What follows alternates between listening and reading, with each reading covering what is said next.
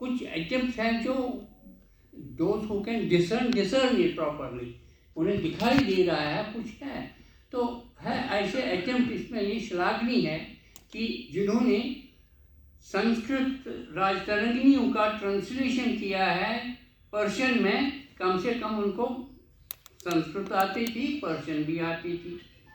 लेकिन एक है कि जिन्हें न पर्शियन आती है न संस्कृत आती है, उन्होंने इनका ट्रांसलेशन अंग्रेजी में देखा है, अंग्रेजी से पढ़ करके हो गए हिस्टोरियंस।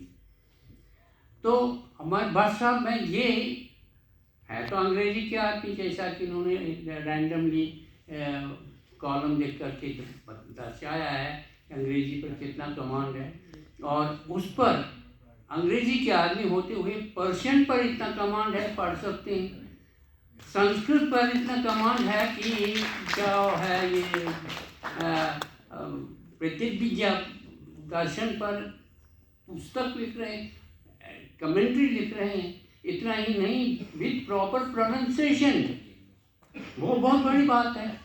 तो इसमें ये कम से कम ईश्वर प्रदत्त है ये काबिलियत इनमें कि दोनों का कंपैरिजन कर रहे हैं and can see the difference between the written word in Sanskrit and the written word in Persian, कहाँ पर कौन सा शब्द गलत पैदा हुआ है। यहाँ पर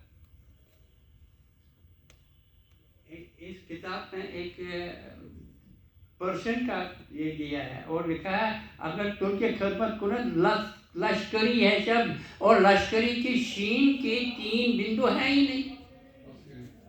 जैसे इसमें हैदर और चंद्र की बात कह दी, लिखने का तरीका ये था कि ऐसे बिंदुओं के बगैर लिखते हैं, इसीलिए तो वो शेर भी पैदा हुआ, नुक्ता के हेर से खुदा जुदा हुआ। जो उर्दू स्क्रिप्ट जानते हैं अरबिक पर्शिया अरबिक, उसमें खुदा और जुदा के एक जैसे, सिर्फ एक का नुक्ता ऊपर है एक का नीचे।